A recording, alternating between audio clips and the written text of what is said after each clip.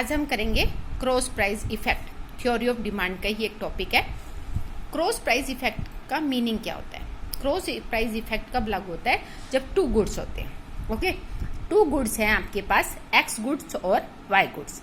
X goods के अगर price change होते हैं तो वाई गुड्स के जो है डिमांड, इस पे क्या इफेक्ट आएगा? तो प्राइस ऑफ रिलेटेड गुड्स मैंने आपको उसमें डिटरमिनेंट्स में कराए थे, डिमांड फंक्शन में। तो प्राइस ऑफ रिलेटेड गुड्स में जो है क्रॉस प्राइस इफेक्ट होता है। जैसे मैंने प्राइस ऑफ रिलेटेड गुड्स में आपको दो प्रकार के गुड्स बताए थे, एक सब्स्टिट्यूट गुड्स बताया था, दूसरा कौन सा बताया था? Complementary goods. सब्स्टिट्यूट गुड्स कौन से होते हैं? These are goods which are substitutes to each other, जो एक दूसरे के से सब्स्टिट्यूट्स कर सके, वो गुड्स सब्स्टिट्यूट्स होते हैं, लाइक टी एंड कॉफी।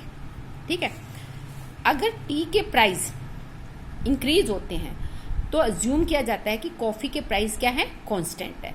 तो इस प्राइस, कॉफी के प्राइस कांस्टेंट होने पर अगर कॉफी की डिमांड इंक्रीज होती है तो वो हमारा क्या कहलाएगा? Cross price effect. ठीक है, इस सिचुएशन में क्या होगा कि अगर टी के प्राइस इंक्रीज होते हैं और कॉफी के प्राइस कांस्टेंट रहते हैं, ऐसी सिचुएशन में अगर डिमांड इंक्रीज होती है कॉफी की, तो क्या होगी? ये left to right forward move कर जाएगी।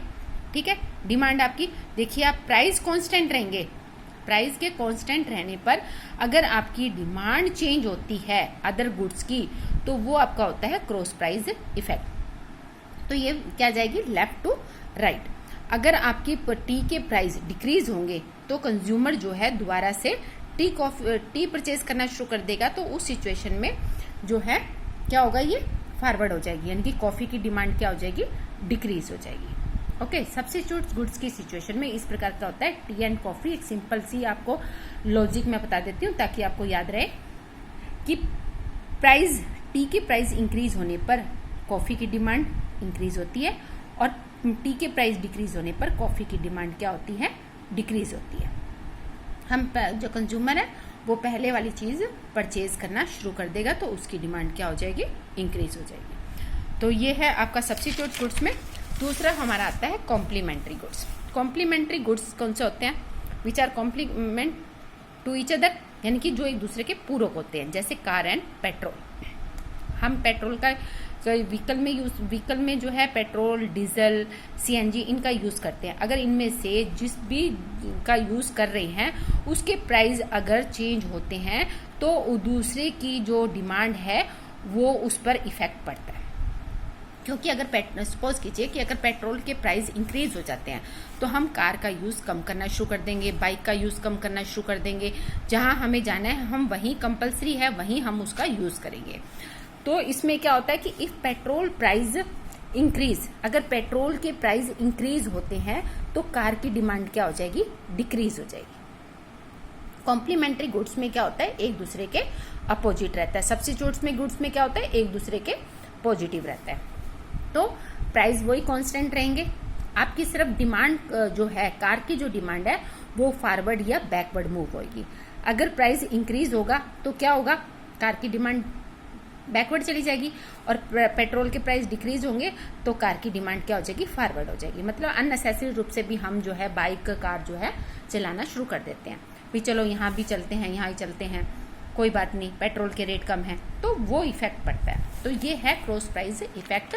प्राइस ऑफ रिलेटेड गुड्स में substitute goods and complementary goods, एक के प्राइस चेंज होने पर दूसरे की डिमांड पर इफेक्ट पड़ना। ओके, अब दूसरा हमारा टॉपिक है इनकम इफेक्ट। इनकम इफेक्ट में सबसे पहले जब इनकम इफेक्ट होता है, यानी कि इनकम के इंक्रीज या डिक्रीज होने पर जो है कंज्यूमर की जो परचेजिंग पावर पर जो इफेक्ट पड़ता है वो इंक्रीज या डिक्रीज करता है, उसको कहते हैं। तो इसमें हम टू गुड्स को लेके चलते हैं, एक नॉर्मल गुड्स और दूसरा गिवन गुड्स। अब हम लेंगे two goods, normal goods and गिवन गुड्स या इंफीरियर गुड्स। इंफीरियर क्या होते हैं? घटिया किस्म के। नॉर्मल गुड्स में और इंफीरियर गुड्स में हम एग्जांपल ले सकते हैं घी का। घी भी कौन सा? एक डालडा और देसी घी। देसी घी क्या है? नॉर्मल गुड्स है, और डालडा जो है वो इंफीरियर। ओके, इंफीरियर और गिवन, इन दोनों में भी जो है थोड़ा सा डिफरेंस होता है। इंफीरियर यानी कि थोड़ा सा निम्न कोटि का, और गिफन जो गुड्स है उससे भी ज़्यादा जो है निम्न कोटि का होता है। तो इनकम इफेक्ट जो है नॉर्मल गुड्स पे क्या इफेक्ट करेगा? नॉर्मल गुड्स कौन से होते हैं? These are the goods the demand for which increase as income of the buyer rise. Normal goods की डिमांड इंक्रीज होती है जब इनकम ऑफ द बायर जो है राइज होती है, यानी कि जो खरीदने वाला है अगर उसकी इनकम इंक्रीज होगी तो वो किसकी डिमांड इंक्रीज कर देगा? नॉर्मल गुड्स की। ओके, तो इसमें इफेक्ट पड़ेगा इंक्रीज इन इनकम। जब इनकम इंक्रीज होती है तो क्या होगा? परचेजिंग जो पावर होती है कंज्यूमर की वो क्या हो जाती है? इंक्रीज हो जाती है of normal goods when it's price is constant. आप ये देखेंगे कि मैंने क्रॉस प्राइस इफेक्ट भी किया और अब मैं इनकम इफेक्ट भी करवा रही हूँ। तो इसमें मैंने आपको क्या बात बताई है कि प्राइस कांस्टेंट रहेंगे, जिसकी डिमांड इंक्रीज और डिक्रीज हो रही है उस चीज़ की जो है, उस गुड्स की जो प्राइस है वो क्या रहेंगे? कांस्टेंट रहेंगे, यानी कि अदर थिंग्स इफेक्ट कर रही है। ओके, तो अदर थिंग्स जो है इस पे इफेक्ट कर रही है। अदर थिंग्स क्या है? इनकम। अगर इनकम इंक्रीज हो रही है तो उस सिचुएशन में नॉर्मल गुड्स की डिमांड इंक्रीज होगी परंतु उसके प्राइस जो है कांस्टेंट रहेंगे। ओके, इट्स डिमांड क्या होगी? तो इस सिचुएशन में क्या होगा? डिमांड फॉरवर्ड हो जाएगी। शिफ्ट इन डिमांड कब?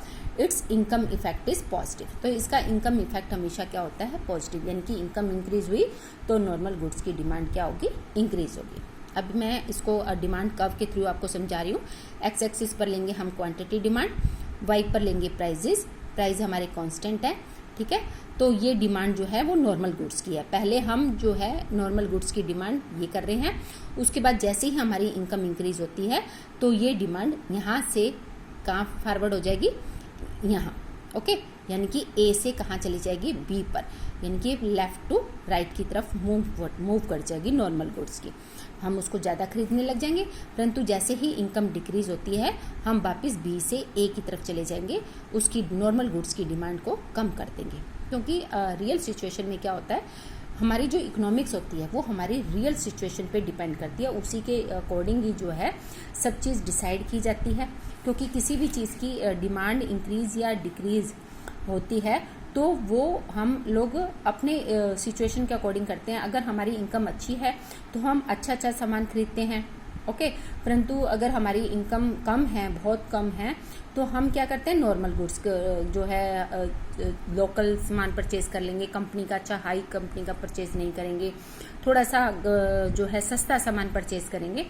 तो वही वाली बात है, अगर हमारी इनकम इंक्रीज होगी तो हम रिफाइंड खा रहे थे, डालडा खा रहे थे, अब उसकी बजाय हम देसी घी खाना शुरू कर देंगे। परंतु अगर हमारी इनकम कम है तो हम वापस जो है उस देसी घी खाना कम कर देंगे, तो ये क्या हो जाएगी? बैकवर्ड हो जाएगी। अगर इन्फीरियर गुड्स की बात करते हैं, जब इनकम इंक्रीज या डिक्रीज होती है तो इन्फीरियर गुड्स पर क्या इफेक्ट पड़ता है? These are the goods the demand for which decrease as income of buyer rise. यानी कि ये वो गुड्स होते हैं जब income of the buyer rise होती है तो इनकी डिमांड क्या हो जाती है? डिक्रीज हो जाती है। इन केस के अंदर क्या होता है?